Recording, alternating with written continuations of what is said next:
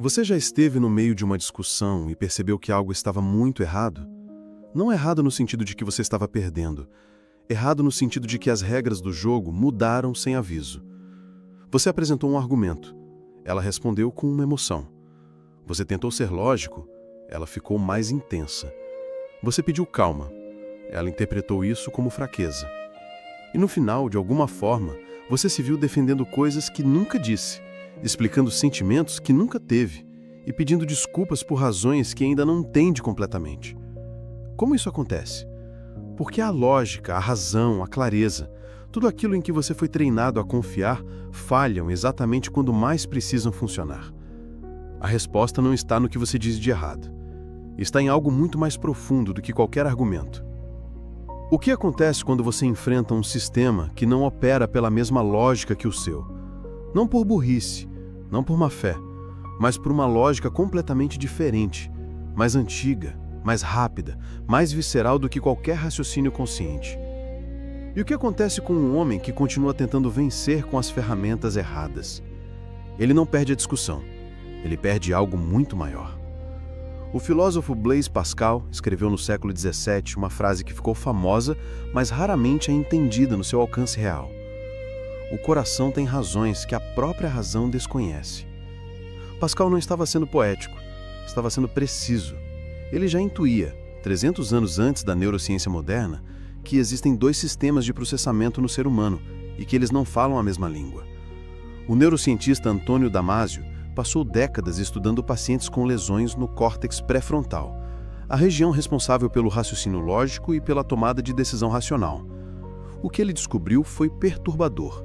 Esses pacientes, sem acesso às suas emoções, tornavam-se incapazes de tomar qualquer decisão, não porque fossem irracionais demais, mas porque eram racionais demais.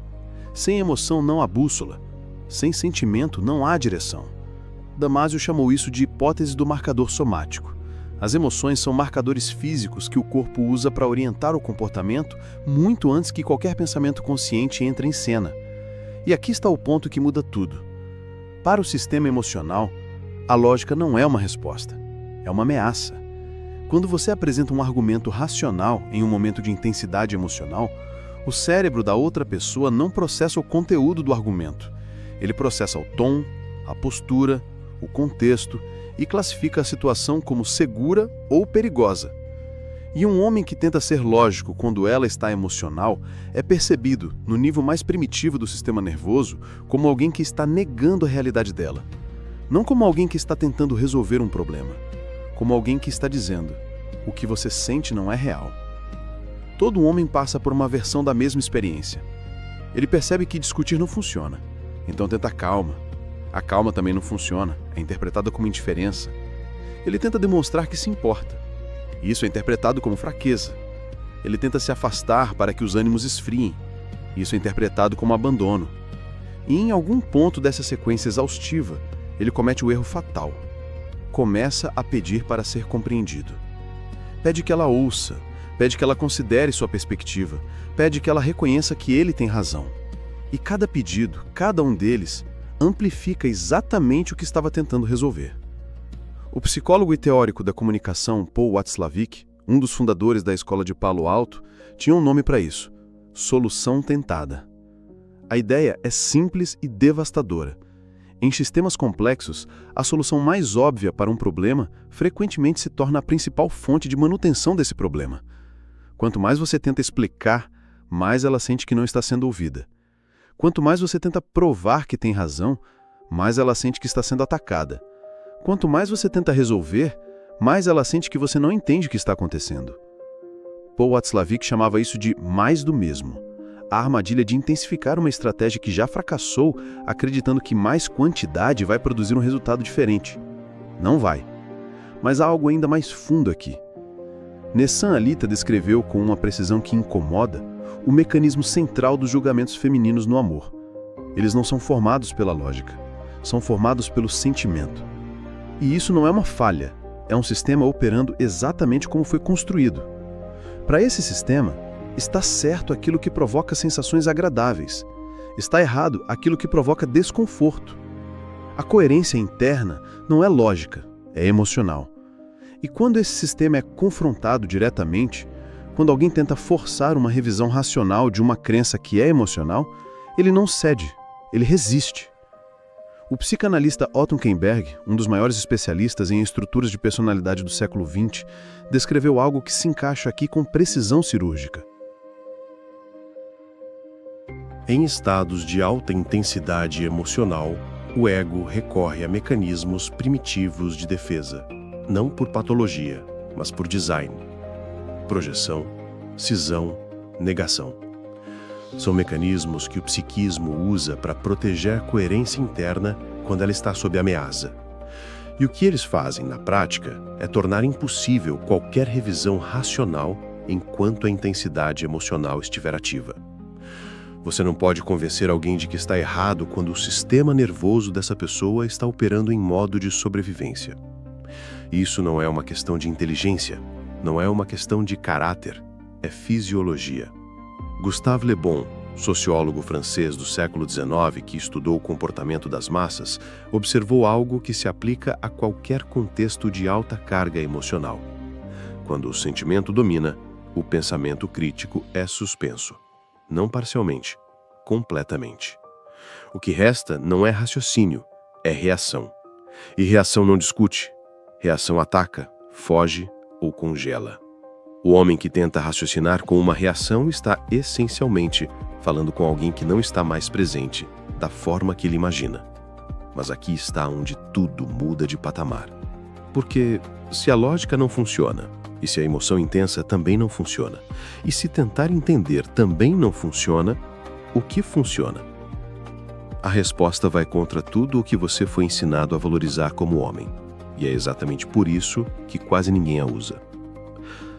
Lao Tse, o filósofo chinês fundador do taoísmo, escreveu no Tao Te Ching algo que atravessa séculos sem perder precisão. Aquele que sabe não fala, aquele que fala não sabe. Lao Tse não estava pregando o mutismo, estava descrevendo uma forma de poder que opera exatamente no espaço onde as palavras não chegam. Nessa Hanalita, dedica um capítulo inteiro a esse poder e chama pelo nome que poucos têm coragem de usar: o silêncio. Não o silêncio de quem não tem nada a dizer. Não o silêncio de quem engoliu o que sente para não criar conflito. O silêncio de quem escolheu deliberadamente não alimentar o sistema. E aqui está a distinção que a Lita faz com uma precisão que poucos escritores atingem. Existe uma diferença radical entre o silêncio que vem de fora para dentro e o silêncio que vem de dentro para fora. O silêncio de fora para dentro é o silêncio forçado. O homem que fica quieto porque decidiu estrategicamente não responder. Mas por dentro a mente está em chamas, construindo argumentos, ensaiando respostas, contando o tempo até poder falar. Esse silêncio não funciona. Ela sente a tensão. Ela sente que o silêncio é uma pausa armada, não uma ausência real, e reage a esse subtexto, não ao silêncio. O silêncio de dentro para fora é outra coisa completamente diferente. É o silêncio do homem cuja mente está genuinamente quieta, que não está construindo argumento nenhum, que não está esperando o momento certo para falar, que simplesmente não está mais emocionalmente presente no conflito. Esse silêncio é aterrorizante para o sistema emocional feminino, porque ele não oferece ponto de apoio. Toda provocação, toda manipulação emocional, todo ataque, toda acusação precisa de uma reação para funcionar. A reação é o combustível. Sem ela, a provocação queima no vácuo. O filósofo estoico Epiteto já sabia disso no século I. Não são as coisas que perturbam os homens, mas as opiniões que eles têm sobre as coisas. Ninguém pode te fazer perder o equilíbrio sem a tua cooperação. E o silêncio verdadeiro é a retirada dessa cooperação. Imagine dois homens diante da mesma situação. Ela chega fria, distante, com um comportamento que claramente comunica algo, mas que, quando perguntado, é respondido com "não é nada". O primeiro homem faz o que foi condicionado a fazer. Pergunta de novo, de formas diferentes. Tenta adivinhar. Tenta resolver o que não foi nomeado. Fica ansioso? Fica presente demais? Fica disponível demais? E no processo, transmite exatamente o sinal que alimenta o comportamento. O sinal de que ela tem poder sobre o estado emocional dele. O segundo homem não tenta resolver o que não foi trazido para ele. Não pergunta de novo. Não fica ansioso na presença do silêncio dela. Continua o que estava fazendo. Permanece genuinamente tranquilo. Não como performance, mas como estado real. O comportamento dela, que dependia da reação do primeiro para fazer sentido, perde o solo debaixo dos pés diante do segundo. Não porque ele o ignorou, mas porque ele não se deixou governar pelo clima emocional que ela criou. O psicólogo Daniel Goleman, que popularizou o conceito de inteligência emocional, identificou algo que se aplica aqui diretamente: a capacidade de não ser sequestrado emocionalmente. O que ele chamou de regulação emocional é o fator que separa quem mantém a clareza sob pressão de quem a perde. Mas Goleman também identificou algo que a Alita confirma por outro caminho. O silêncio masculino prolongado aumenta o estresse emocional feminino de forma consistente e mensurável. Não porque seja cruel, mas porque priva o sistema de algo de que depende para operar. A certeza de que o outro está sendo afetado. E agora chegamos ao ponto mais difícil. Não é difícil de entender, é difícil de aceitar. Tudo o que foi dito até aqui sobre a lógica que não funciona, sobre o silêncio que funciona, sobre o sistema emocional que opera por regras próprias, aponta para uma conclusão que a maioria dos homens passa a vida inteira resistindo. Você não pode mudar como ela pensa sentindo. Você não pode forçar clareza onde há intensidade emocional. Você não pode ganhar um jogo cujas regras você não criou e não controla. O que você pode fazer, a única coisa que está dentro do seu controle, é sair do jogo. Não fugir, sair. Tem uma diferença enorme entre as duas coisas. Fugir é uma reação. Ainda é o jogo operando, só que com um movimento diferente. Sair é uma escolha que vem de dentro. É a decisão consciente de não colocar o seu equilíbrio nas mãos de um sistema que não foi construído para respeitar esse equilíbrio.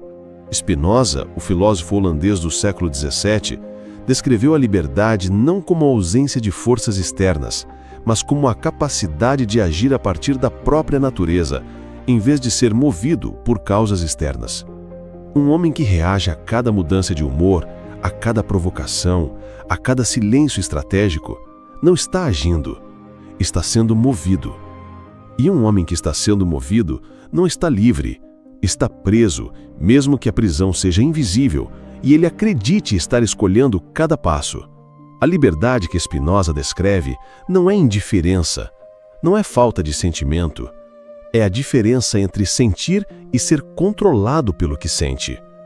Você pode sentir tudo: a atração, o desejo, a frustração, a dor.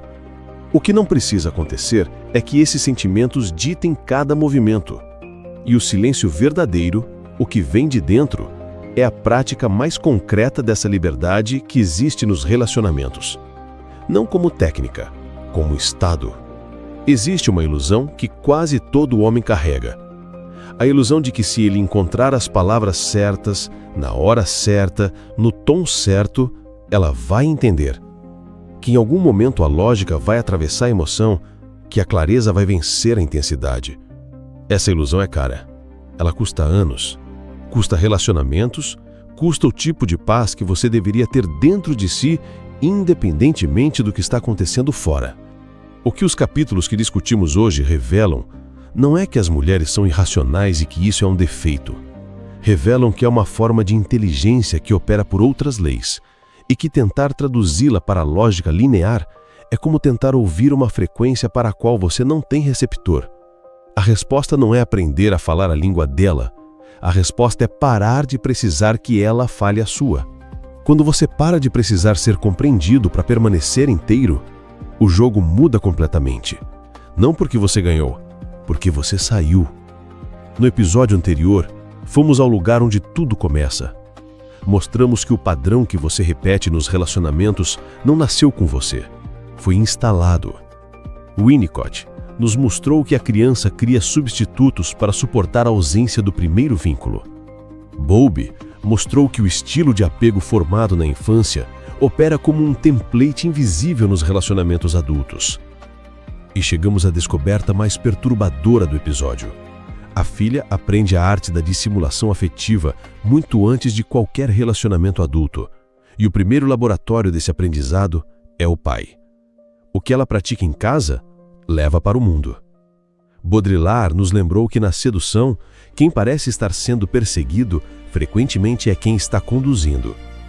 E Fromm nos trouxe a diferença entre dar e entregar-se, entre a generosidade que vem da força e a generosidade que vem do vazio. A conclusão daquele episódio foi direta. Você não pode mudar o padrão aprendendo a se comportar diferente. Só muda quando entende de onde o comportamento vem. O episódio de hoje foi o próximo passo. O que acontece quando esse padrão encontra um sistema emocional que não opera pelas mesmas regras que o seu? Mas o que descrevemos hoje, a lógica que falha, o silêncio que funciona, o sistema emocional que opera por outras leis, ainda é a superfície. Porque existe um território ainda mais sombrio. Um território que começa quando o relacionamento já está estabelecido, quando os vínculos já foram formados, quando você já importa demais para simplesmente sair. No próximo episódio, vamos entrar nos capítulos que Alita dedica ao que ele chama de duplicidade de sentimentos e aos inferninhos emocionais. A duplicidade de sentimentos é o estado em que você ama e odeia a mesma pessoa ao mesmo tempo, não em momentos diferentes, simultaneamente, e não consegue mais distinguir o que sente porque cada gesto dela alimenta os dois ao mesmo tempo. E os inferninhos emocionais são os mecanismos conscientes e deliberados pelos quais esse estado é criado e mantido. O desaparecimento súbito, a promessa que não é cumprida. A aproximação seguida de recuo, o calor que antecede o frio. Vamos mostrar por que esses padrões não são acidentes, porque eles têm uma lógica interna precisa e, o mais importante, porque o homem que não os reconhece não apenas sofre mais, ele se torna o arquiteto do próprio inferno. Isso vai doer, mas vai fazer sentido. Até lá. Te vejo na próxima.